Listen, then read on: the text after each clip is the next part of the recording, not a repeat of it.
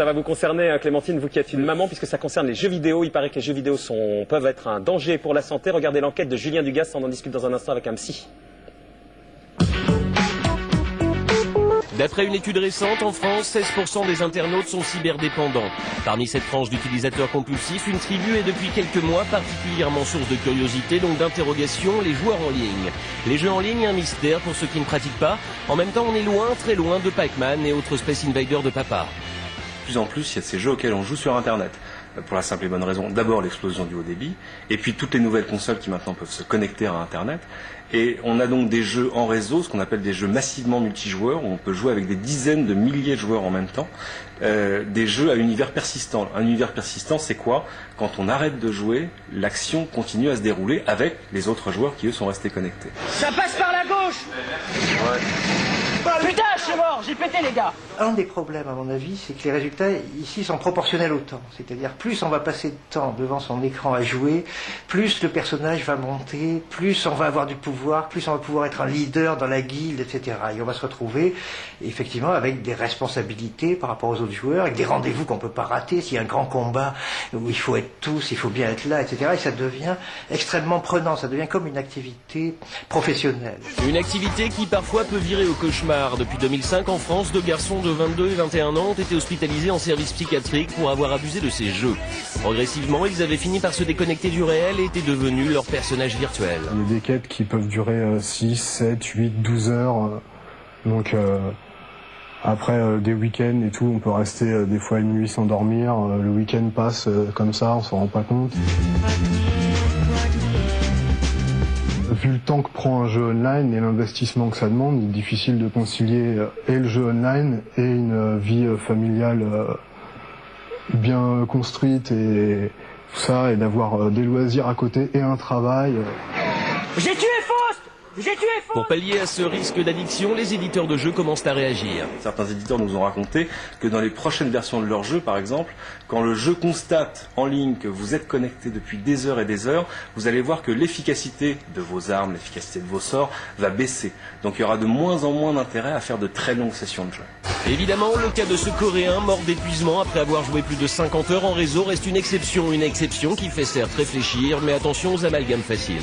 Je ne pense pas que, ni dans le cas de celui qui se prend pour un elfe, ni dans le cas du Chinois qui a fini mort au bout de sa console, il s'agissait simplement d'une cyberaddiction, voire de... Je crois que là, vous avez un problème psychiatrique grave, avec, par-dessus le marché, effectivement, cette fonction refuge, qui peut fonctionner même dans une psychose grave. Où vous avez quelqu'un qui, au lieu de se prendre pour Napoléon Bonaparte, se prend pour, je ne sais pas, les capitaines de je ne sais pas quel jeu. Si les joueurs aiment à se caractériser de No Life, pas de vie en français, et que les parents de certains adolescents prennent peur lorsqu'ils ont la sensation que l'ordinateur vampirise leur progéniture, les jeux vidéo ne doivent pas pour autant être diabolisés. On n'a pas l'équivalent des 2 verres pour une femme, 3 verres pour un homme pour l'alcool. Le conseil qu'on peut donner aux parents, s'ils s'inquiètent, c'est de regarder dans les autres secteurs de l'existence. Est-ce que cet enfant investit toujours l'école? Est-ce qu'il a toujours des bons contacts avec la famille? Est-ce qu'il a toujours des amis? Est-ce qu'il a d'autres activités? Du moment qu'il investit différents secteurs de l'existence, que ça a l'air d'aller bien, etc., il n'y a pas de raison de s'inquiéter. Et pour répondre à toutes nos questions, Michael Stora, bonsoir. Vous êtes psychologue, psychanalyste pour enfants et adolescents en Seine-Saint-Denis. Vous avez créé un atelier thérapeutique sur les troubles liés aux jeux vidéo. Non, pas précisément. Pas précisément. Alors dites-moi, c'est ce que j'ai sur ma fiche, dites-moi vous. Paradoxalement, je soigne avec des jeux vidéo. Ah, vous soignez avec des jeux vidéo. Guérir par le virtuel. Alors, Michael Stora, une nouvelle approche thérapeutique, presse de la Renaissance. Tout à fait. À vos côtés, Valentin, c'est ça? Oui, bonsoir. Vous avez 22 ans. Voilà. Vous, à un moment donné, vous avez été cyberaddict, on peut dire ça? Oui, jusqu'à très récemment, oui. Et vous êtes sevré, vous avez raconté comment. C'est quoi d'abord une cyberaddiction, Michael Stora? Bah écoutez, comme l'a un peu dit Marc Valeur, chef de service à Marmottan, c'est qu'en fin de compte, il s'agit au fond d'une rupture du lien social, qu'il soit familial, école et amis, amour. On va dire que c'est à ce moment-là, parce que calculer en nombre d'heures, c'est très compliqué parce que des gens ont parfois des pratiques excessives qui vont durer un petit moment, comme pour toute forme d'addiction. Mais vraiment, ce qu'on appelle les no-life, dans le terme, oui, ça veut bien dire ce que ça veut dire. Donc en fin de compte, ce sont des personnes qui à un moment, finalement, vont s'incarner tellement dans leur avatar que leur personne elles-mêmes disparaissent. Et dans les cas que vous avez pu traiter, j'ai lu des choses à peu près vraisemblables, il y a des gens qui deviennent fous, entre guillemets, parce que c'est pas qui d'un coup sortent nus dans la rue parce que sont déconnectés. J'ai lu ça. Ah bon? Oui, alors peut-être c'est pas un Tommaso, 22 ans, qui a été interné à la demande de ses parents. Il se prenait pour l'elfe de la nuit, une créature non agressive mais invisible. Du coup, il sortait nu, était persuadé d'être vu par personne. Il était devenu complètement fou. Alors c'est très intéressant parce que j'étais à l'origine de cette hospitalisation et voyez comme quoi les médias parfois c'est bien, vous êtes là pour répondre en direct. s'amusent. J'ai lu ça dans le Figaro. Alors j'imaginais que c'était un journal sérieux, peut-être que non. Non. C'était quelqu'un qui avait déjà eu des problématiques. Il est malheureusement entré dans ce qu'on appelle une forme de schizophrénie. Et c'est vrai que le jeu vidéo était une forme de déclencheur qui a fait qu'il s'est pris pour un elfe de la nuit, qui a la capacité dans le jeu d'être invisible. Et donc qui a fait qu'il pensait qu'il était invisible. Mais il n'est pas sorti nu dans la rue. C'est entre guillemets, on peut imaginer qu'il aurait pu, pourquoi pas, faire ce type de choses. C'était pas la réalité. Voilà, les conseils que vous donnez aux parents qui voient leurs enfants accros aux jeux vidéo, c'est quoi? Au fond, c'est de s'intéresser déjà à quoi ils jouent. Beaucoup de parents, peut-être parce qu'eux-mêmes n'ont pas connu ce jeu-là dans leur propre enfance, ce qui crée un fossé générationnel, font qu'ils ne s'intéressent pas à cette chose-là.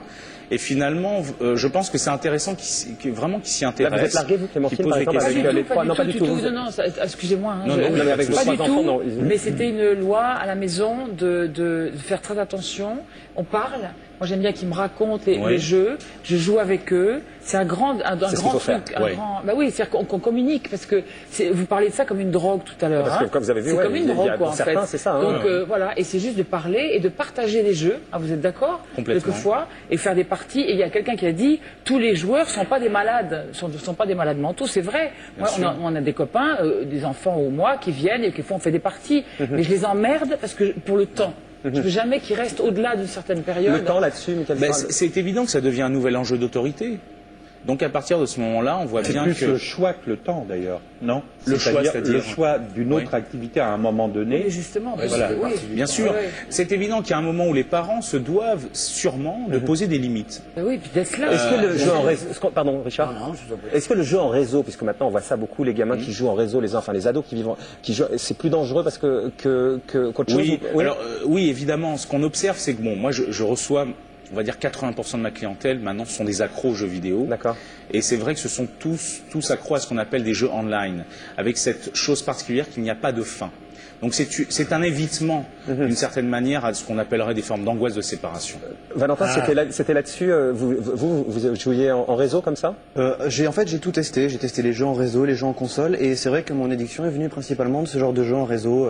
Et elle se manifestait comment, votre addiction? Une espèce d'échappatoire de la réalité, une perte de la notion du temps, je vais pas dire un dégoût pour les études, mais un désintéressement total, pratiquement plus de contact avec la famille. Je vais pas dire de l'autisme, mais une forme bien renfermée quand même, oui. Combien de temps vous jouiez par jour? Ça m'arrivait de passer des journées en moyenne 6-7 heures minimum. 6-7 heures sur l'ordinateur? Sur un jeu, et au minimum, c'est-à-dire que c'est les jours où j'allais en cours, quoi. Et à quel moment vous avez compris, ou qui vous a permis de comprendre qu'il fallait à un moment donné être traité pour ça? C'est venu en partie de moi-même, quand même, en grosse partie de moi-même, où je me suis dit un jour, je vais aller dans le mur, quoi. C'était l'année dernière, j'avais 21 ans, j'étais en première année de fac. Je me réveille un jour et je me dis il est déjà 14 h, je viens à peine de me réveiller, j'ai encore passé la nuit dessus, là je vais pas aller en cours aujourd'hui, je vais jouer, qu'est-ce que je fous, quoi. Et comment vous avez été traité là-dessus? Parce que j'ai lu que vous aviez par exemple joué 4 jours de suite avec très peu... ça m'est arrivé des fois de faire des marathons comme ça. Et comment vous avez été traité, vous? C'est un petit peu aussi avec mon entourage, reprendre contact, en parler, surtout pas en fait rester dans son coin. Parce que vous avez été voir un psy style Michael Stora ou... Non, pas du tout.